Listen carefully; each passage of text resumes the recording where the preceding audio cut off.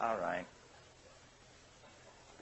We've probably staved off serious work just about as long as we can, unless someone insists. No.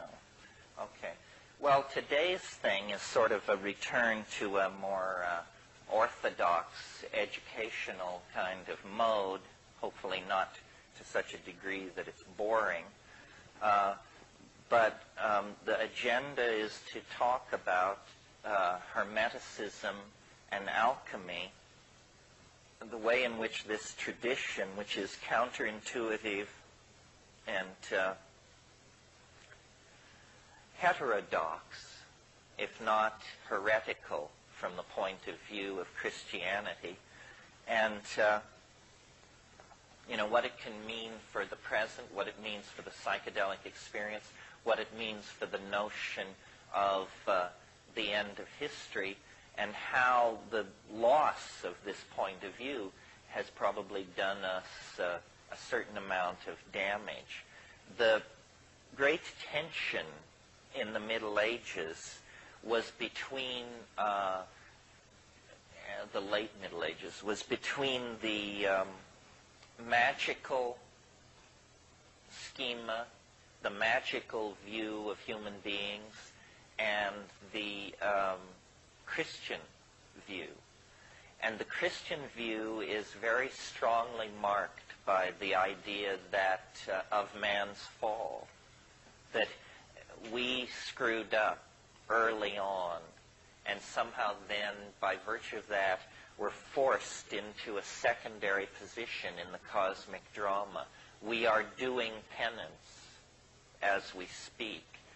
The world is a vale of tears. The lot of human beings is to till hard land, and we are cursed unto the 19th generation or something like that by the fall of our first parents. And we can be redeemed. This is, I'm giving you the Christian rap. We can be redeemed through Christ, but we don't deserve it. It is, if you are saved, it is because there is a kind of a hand extended to you from a merciful God who is willing to overlook your wormy nature and draw you up in spite of yourself. And this is deep in us, no matter how, whether you may not think you've bought in because you're black or because you're Chinese or something, but it's just in the air we breathe. It's what Western civilization makes you think, whether you want to think it or not. Even if you don't come out of these traditions, for us, the concept of that you've got to pay your dues, that's what it comes down to. The idea that human beings are co-partners with deity in the project of being. This is the basis of all magic. You see, in a Christian context, magic is heresy because it implies that man can command God to act.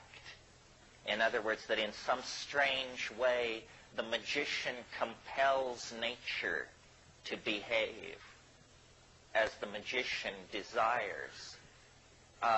In Hermeticism, it isn't so much put in terms of compel, but the idea is that humanity, human beings, men and women of great spiritual accomplishment are co-partners in the project of being, and that God, as it were, stepped off the stage of creation with it only 90% completed, and the rest is left in the hands of his brother.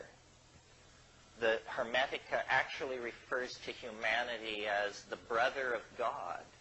So it's a completely different attitude toward being human. It's an empowering attitude. With power comes the potential to abuse power, because you're no longer a worm. You remember that image in Jonathan Edwards' sermon, Sinners in the Hands of an Angry God, where he says you're like a worm suspended over an abyss, held there only by the love of a merciful God, implying that if he weren't a merciful God, he'd just let go of your thread and you'd go down the tubes.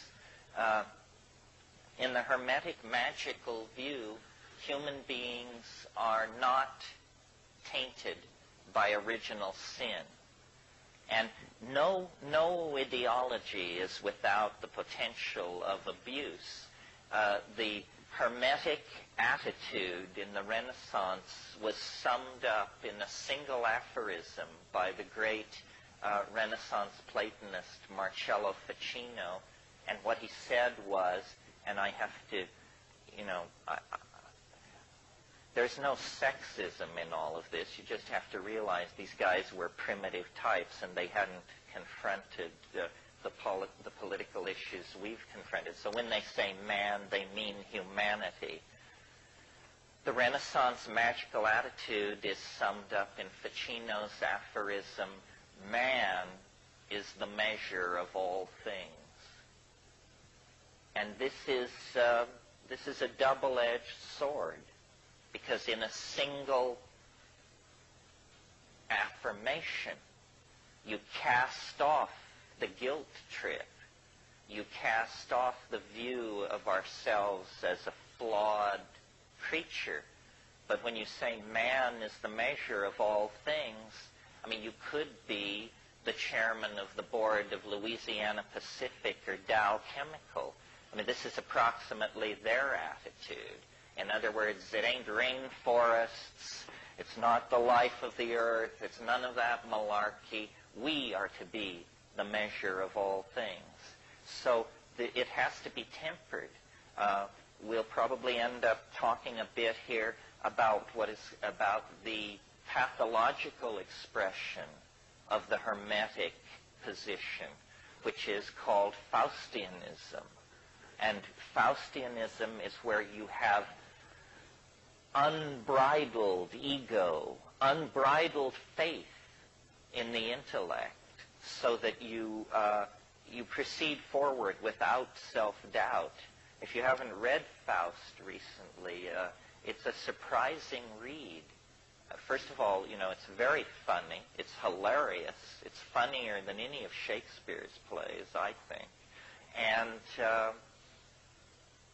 the way it ends is the guy dedicates himself to land reclamation and the draining of swamps to build low-cost housing for poor people. I mean, people don't know this.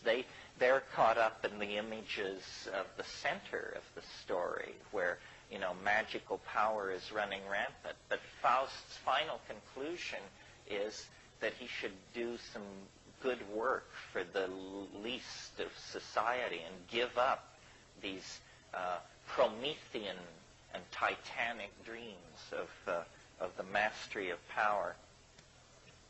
Well, a little bit of history about this Hermetic ideal. It's an interesting story in the light of our discussion of time yesterday. Western civilization, in a way, can be thought of as an accumulated series of misunderstandings. And one of the most severe of these misunderstandings has to do with this whole business of Hermeticism. The Renaissance really believed that Hermes Trismegistus was a great teacher of antiquity who preceded Moses, who was in time older than Moses. And they had what they called the Prisci Theologica, the three theologians, and they were Hermes Trismegistus, Moses, and Orpheus, in that order. And the reason that I say Western civilization is built on a series of misunderstandings is because they got it all wrong about Hermes Trismegistus, and there was great confusion and unhappiness in the 16th century when Marie Casaubon, who was an early philologist, attacked the dating of the Hermetic corpus and argued correctly that this could not possibly have been written in a period preceding Moses, that in fact this was post-Christian, written no earlier than the 1st century A.D. This is the equivalent of us finding out that, George Washington was alive in Greenwich Village in the 1930s or something. I mean, it was a completely mind-bending realignment of how people thought the history of the world had unfolded, because they had up to that time thought that when you studied Hermes Trismegistus, you were reading the oldest philosopher in human history. Actually, it's very late. And in a way, this is what destroyed the magical alternative. The advent of modern philology showed that these so-called ancient texts were not ancient at all. They were late Roman. They were Hellenistic. And so strongly was imprinted in the Western mind what's called, and we've talked about it here this weekend, what's called the nostalgia for paradise. In other words, the belief that the older it is, the better it is. And Guillaume Battista Vico in La Ciencia Nuova laid the basis for this kind of thinking. It's called classicism in the Renaissance context. So once they found out that the Hermetic corpus had been written in late Roman times, it was like it was finished. And science was able to use the confusion in the magical community at that point to force its own agenda very strongly. And there have been numerous episodes of misplaced dating like this that have contributed to the confusion around the history of magic. For example, and I hope this doesn't bring somebody rising out of their chair in an air-clawing rave, but Rosicrucianism rests on a whole bunch of phony dates because they want to tell you that somebody named Christian Rosencrantz wrote a book called The Chemical Wedding and sealed it up in a time capsule in the 12th century, and that it was then dug up in the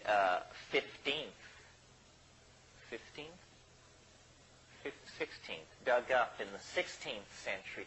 But actually all these Rosicrucian documents were ponied up by people in the 16th century who had a very complicated political agenda, which we will probably discuss as part of this weekend. Hermetic philosophy is based on what is called the Hermetic Corpus. This is a group of books, the most important of which is called the Asclepius. And these books, most of them, were completely lost during the Middle Ages. At the fall of the Roman Empire, copies of these Hermetic manuscripts were systematically destroyed by enthusiastic Christian barbarians. And the Hermetic manuscripts were scattered, and they only survived then in monasteries in Syria and places like that. Well, then in the Renaissance, the Council of Florence, under the patronage of the Borgias and people like that, they became there was this great interest suddenly in antiquities, because these Roman statuary and stuff was coming out of the ground. So the Council of Florence commissioned a character named Gemisticus Pletho to go to Syria and bring back these manuscripts. And they established a translation commission. And they had, in manuscript, the works of Plato, the works of Hermes Trismegistus, a whole bunch of ancient literature. And to show you what the psychology of the Renaissance was, here they had Plato, which they hadn't been able to read for 1,000 years, sitting there waiting for translation. And Cosimo de' Medici said to Marcello Ficino, Plato can wait. Translate the Hermetic Corpus first. And so it was done. If you're interested in Renaissance Hermeticism, you can't do better than read Dame Frances Yates' book, Giordano Bruno and the Hermetic Tradition. Well, I want to read you some of this stuff because it's very interesting, and it has a modernity that is astonishing. It's also very psychedelic. Here's a little passage on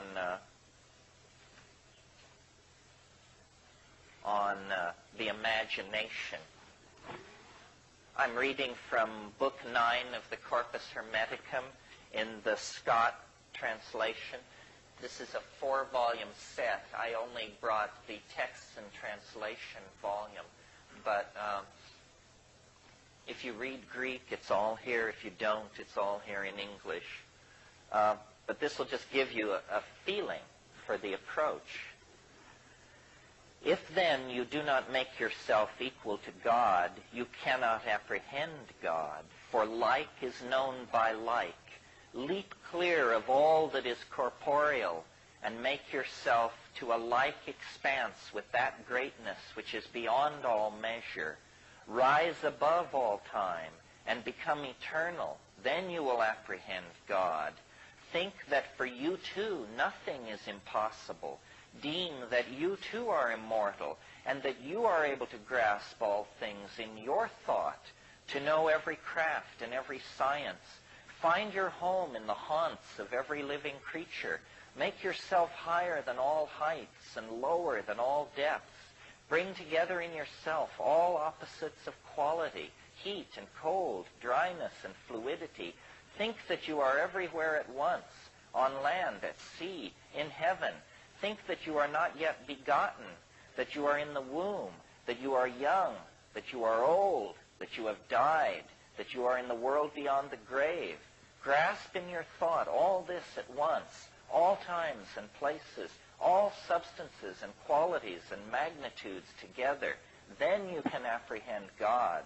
But if you shut up your soul in your body and abase yourself and say, I know nothing, I can do nothing, I am afraid of earth and sea, I cannot mount to heaven, I know not what I was, nor what I shall be, then what have you to do with God? Your thought can grasp nothing than good if you cleave to the body and are evil. Interesting. Very different from the humble yourself, hard labor, spun wool, and watery beer approach of medieval Christianity. Here's an amazing passage. People like to think people thought the world was flat until the Renaissance. This is an incredible psychedelic image of outer space that is 2nd century A.D. Would that it were possible for you to grow wings and soar into the air. Poised between earth and heaven, you might see the solid earth, the fluid sea and the streaming rivers, the wandering air, the penetrating fire, the courses of the stars, and the swiftness of the movement with which heaven encompasses all. What happiness were that, my son, to see all these borne along with one impulse, and to behold him who is unmoved, moving in all that moves, and him who is hidden, made manifest through his works. And it goes on and on. It's very readable. It's very literary. It's highly poetic. It's a celebration of nature. The notion of sin is completely absent. And it rings with a kind of confidence, a kind of joy that was completely running counter to the brimstone and damnation point of view of Christianity. Here's to me, a psychedelic passage. But he who presents all things to us through our senses, and thereby manifests himself through all things and in all things, and especially to those to whom he wills to manifest himself. Begin then, my son Tat, with a prayer to the Lord and Father, who alone is good. Pray that you may find favor with him, and that one ray of him, if only one, may flash into your mind, so that you may have power to grasp in thought that mighty being. For thought alone can see that which is hidden, inasmuch as thought itself is hidden from sight. And if even the thought which is within you is hidden from your sight, how can he, being in himself, be manifest to you through your bodily eyes? But if you have power to see with the eyes of the mind, then, my son, he will manifest himself to you. For the Lord manifests himself ungrudgingly through all the universe, and you can behold God's image with your eyes and lay hold on it with your hands. If you wish to see him, think on the sun, think on the course of the moon, think on the order of the stars. Who is it that maintains that order? The sun is the greatest of the gods in heaven. To him, as to their king and overlord, and all the kings of heaven yield place. And yet this mighty God, greater than earth and sea, submits to having smaller stars circling above him. Who is it then, my son, that he always obeys with reverence and awe? Each of these stars, too, is confined by measured limits and has an appointed space to range in. Why do not all the stars in heaven run like and equal courses? Who is it that is assigned to each its place, and marked out for each the extent of its course, and so forth? So it's a nature-oriented, celebratory. It glories in the exercise of the mind. It is not doctrinal. It is not pietistic. It is magical, psychedelic, expansive. And I'm not implying that they used psychedelic substances. The evidence for that is incredibly murky and hard to get at. And probably they didn't. I mean, one of the real tragedies of Western history is that Western Europe is so poor in psychoactive plants. I mean, had Western Europe stayed in touch with the mystery religions of ancient Greece, Christianity would never have been able to force its agenda to the degree that it did. I think you can make an argument that there were psychedelic mysteries in Europe, probably up until the time of the fall of Eleusis. Hermeticism is only one heterodox strain among many that were in existence in Europe in the late Roman period, and that then partially survived into the Dark Ages. I mean, you have Neoplatonism, which is a group of philosophers in the 3rd and 4th century who Plotinus, Porphyry, Proclus, and that crowd, and they took Plato, the late Plato, and contorted that into a mystical doctrine of emanation. They were what are called emanationists. What this means is you start with, it's either called the One or the Unnameable or Brahman, Atman, or something like that, and then you have a series of declensions into more and more material and more multiplistic expressions of being. These Neoplatonists were emanationists, and their theories about how the universe is constructed have become sort of the unconscious basis of all later magical speculation. They are the people who brought the angels into the picture so intensely, because they were trying to create a descending hierarchy of being from the most high down to the most low. And angels, once set in place, became a real problem for Christianity, because they are not very easy to distinguish from the old stellar demons of paganism. Paganism was largely the belief that the power of the stars could be drawn down to earth through sympathetic magic, really, by setting up resonances in a ritual situation. You could draw the power of the stars down into your projects and your intentions.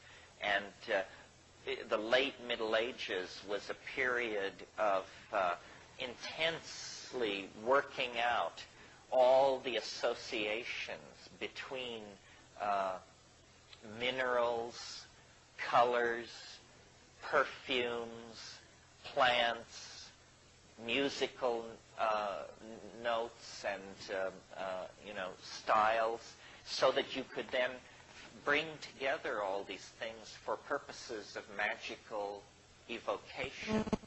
And if any of you are interested in this, the book to read, which will point you toward many other interesting books, is a wonderful book called Spiritual and Demonic Magic from Ficino to Campanella.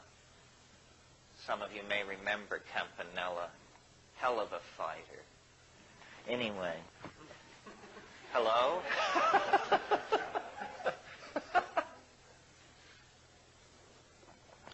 And in the Renaissance, over a period of about 3 generations, this became a real problem, because what starts out as angel magic ends up as out-and-out demonic conjuration.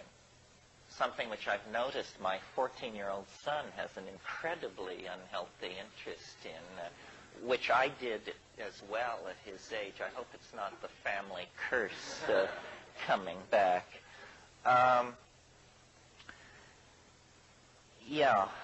So I mentioned the dating error. It was Lactantius, who was one of the fathers of the early church, one of the patristic writers. That's that generation of theologians that followed Christ, who canonized the Christian religion. And he placed Hermes Trismegistus as older than Moses, older than Pythagoras, older than Plato. And then it wasn't until Marie Casaubon corrected that problem.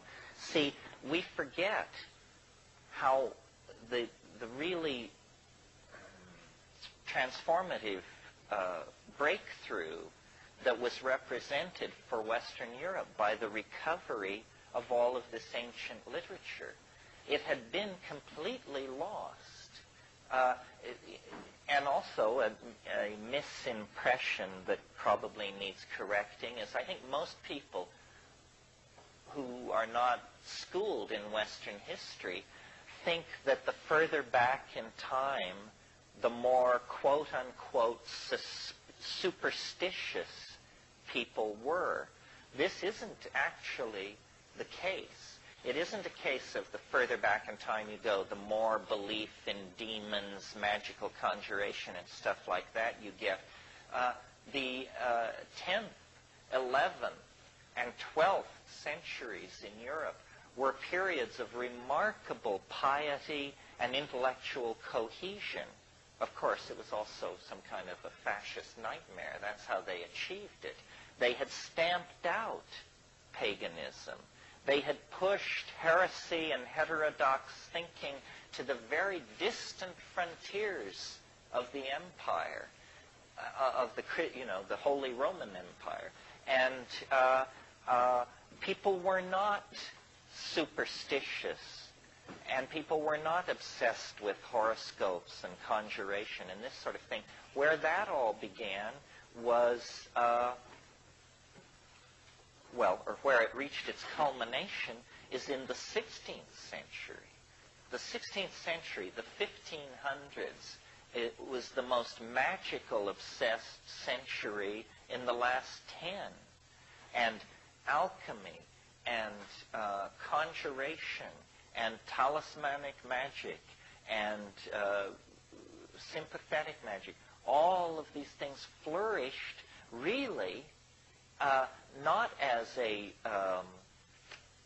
throwback, but as a kind of prelude to modern science. Modern science is an incredibly demonic enterprise.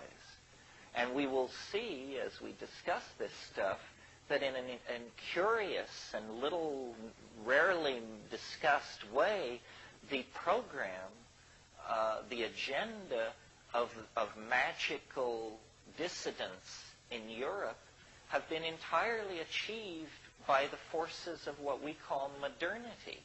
It's simply that it has been done in an entirely secular metaphor. I mean, if you take even the trivial belief about alchemists, that they were concerned with changing lead into gold. Of course, that isn't what it was about, but there were plenty of con artists running around on the periphery of these deeper scenes who were claiming they could change lead into gold. Well, in the 20th century, we routinely change lead to gold. You do it with neutron bombardment in particle accelerators. And of course, it costs far more to do it than the worth of the gold that you get out. But that really wasn't the point, was it? It was to prove that it could be done. The dreams of creating the homunculus are dreams that dovetail directly into the aspirations of modern biology, genetics, so forth and so on. The great chain of being of Aristotle is animated, given a dimension of motion, and lo and behold, it becomes the Darwin-Wallace theory of evolution. Merciliade talks about this, about how all the alchemical dreams of the 15th and 16th century have been brought to fruition in the 20th century. But again, in the absence of magical rhetoric, but certainly in a spirit of magical and Faustian recklessness, for sure. I mean, this is scientists, they claim such a devotion to truth that decency must never stand in the way, because they serve a higher God than human values. They serve the golem of the truth in some weird way that makes the truth okay, even if it kills you. I studied philosophy from Paul Feyerabend, and he used to say at the beginning of his Epistemology 101 course, I will teach you to recognize the truth, and I will teach you to ask the question, what's so great about it? So now you've got the truth, so what's so great about it? It was 1460 when these manuscripts were brought to Florence. Those of you with photographic memories can see the time wave signature as it turns over and heads through the floor. Cosimo de' Medici immediately ordered Ficino to abandon his work on Plato, and the Pymander, which was one of these books, it was the only one which existed in Europe, even in partial form during the Dark Ages. Cosimo died in 1464, but the translation project went forward, and just so you understand, the developmental process in Western magic goes basically all goes back to this Florentine translation project. And from there, people who were well-placed got a hold of this stuff. The most important person probably being a person, certainly an unsung hero in the development of Western thought, Trithemius, Bishop of Sponheim. And Trithemius wrote a book. It was really a manuscript. It was never printed as a book in his lifetime, but later, called the Stenographica. And in it, he put forth many of these magical doctrines and also encryption methods for code making and breaking so that this stuff could be circulated under the eyes of the clergy without causing a problem.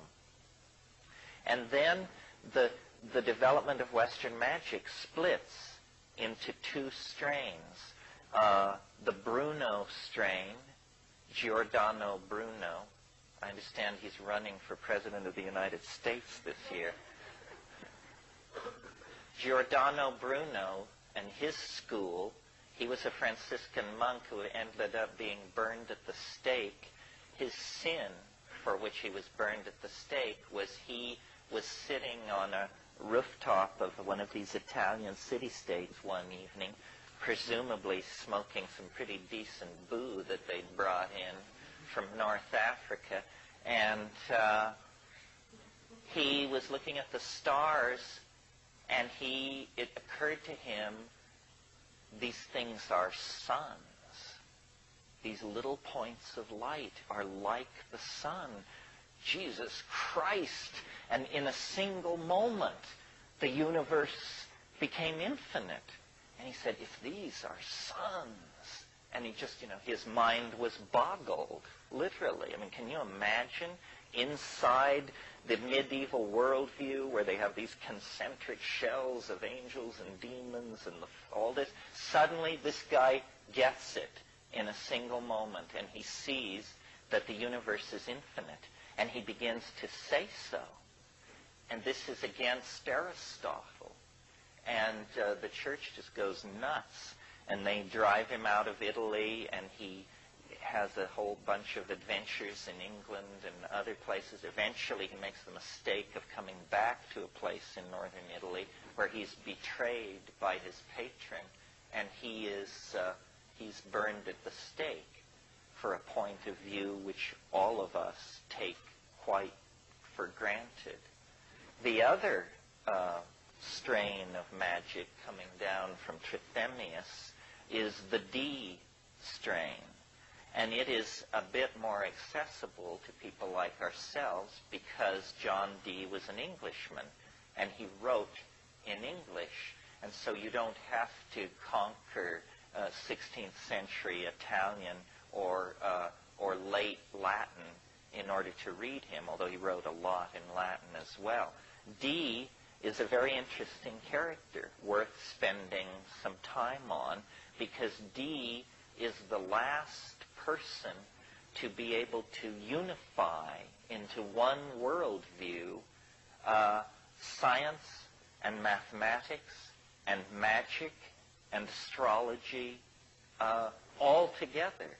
So he is the greatest magician of his age and the greatest scientist of his age.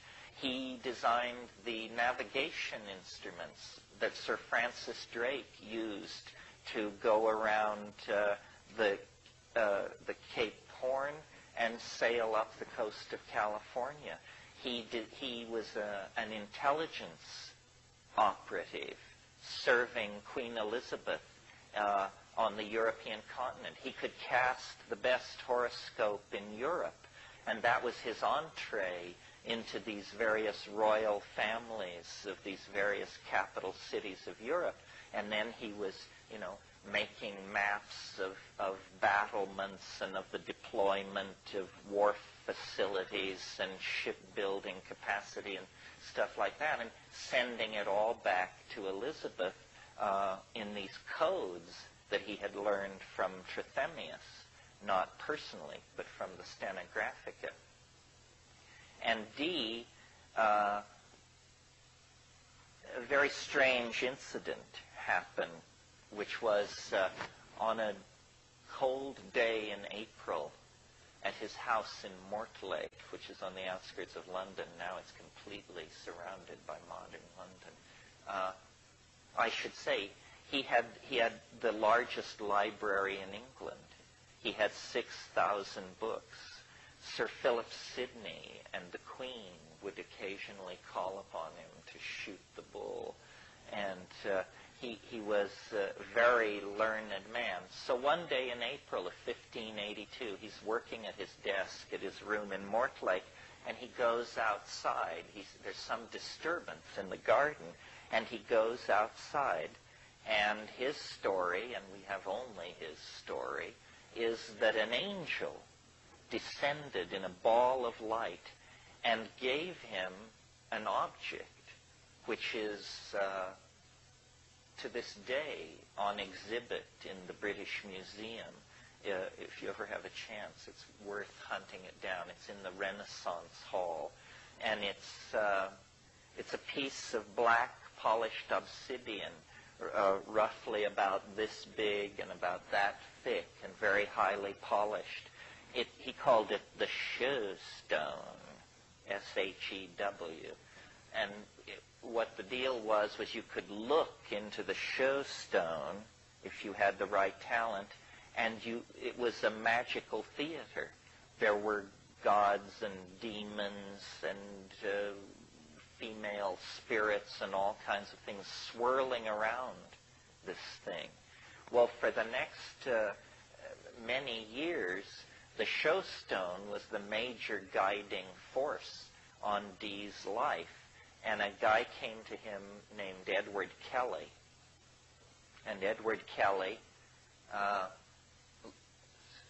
legend has it that he had no ears, which in England at that time meant that you had committed some infraction in the province and they had removed your ears. It was the mark of a con artist. So you couldn't fool anybody else. They took your ears off. So then if you met somebody with no ears and a big scheme, you knew to keep your wallet in your pocket. So this guy Kelly had an immense facility with this Shew Stone. I mean, he could just sit down with it, and it is one of the most puzzling and undiscussed episodes in the evolution of Western thought. The straight people just say, well, this is a bunch of crap, this guy Kelly. First of all, Dee was married to a much younger woman named Anne Dee, and at one point in the 10 years or so that Dee and Kelly were together, the angels of the Shew Stone gave very explicit instructions that Dee should allow Kelly to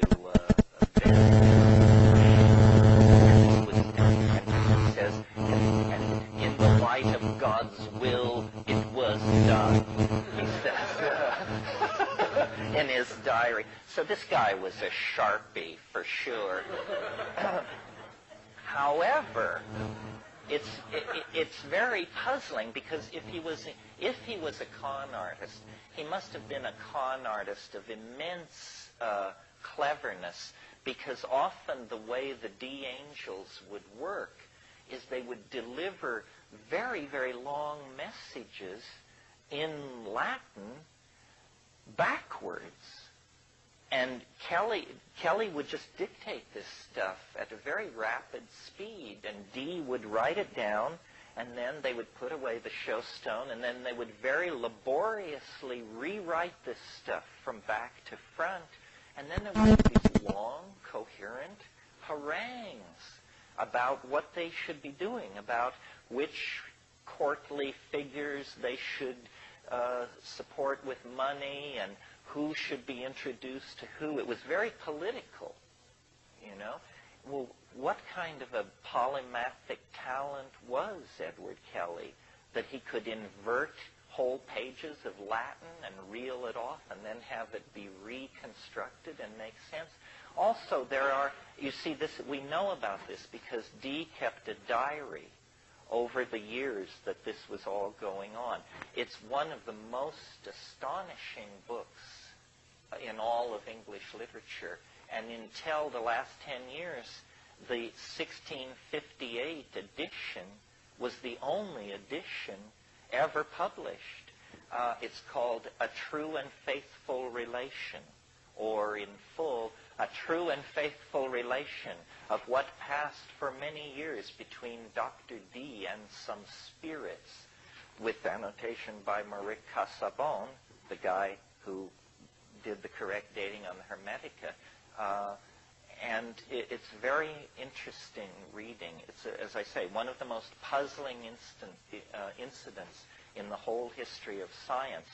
What Dee was doing was eventually he came to rest at the court of Rudolph II, Rudolph I of Bohemia, who ruled from Prague.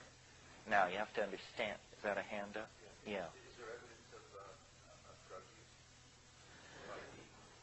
use? Not strong enough to warrant any getting thrilled about it.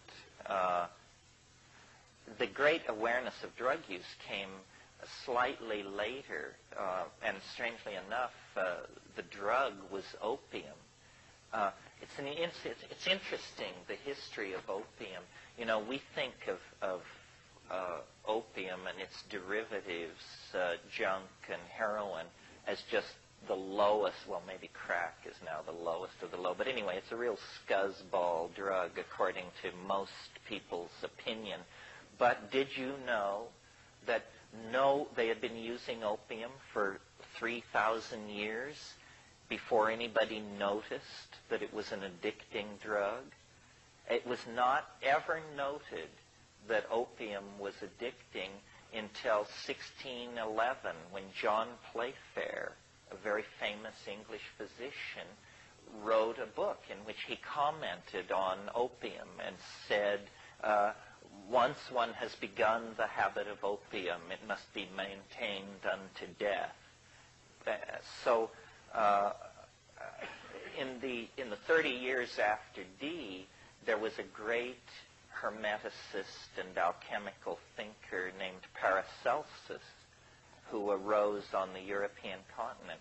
Paracelsus is an interesting guy. He's essentially the inventor of drugs, because he was the first person to extract herbs and to get this notion of the essence, that if you have a medicinal plant, then there's something in there which you want to get out and concentrate. He called his school of alchemy iatrochemistry, the doctor's chemistry. And he invented pills of the ordinary sort. And he said, I have made a great discovery. The center of my alchemical opus rests with the magic of laudanum, which was, of course, gum opium. There was a craze in the late 15th century among alchemists for opium. The alchemist von Helmut, he signed some of his alchemical tracts Dr. Opiatus. He was the first croaker.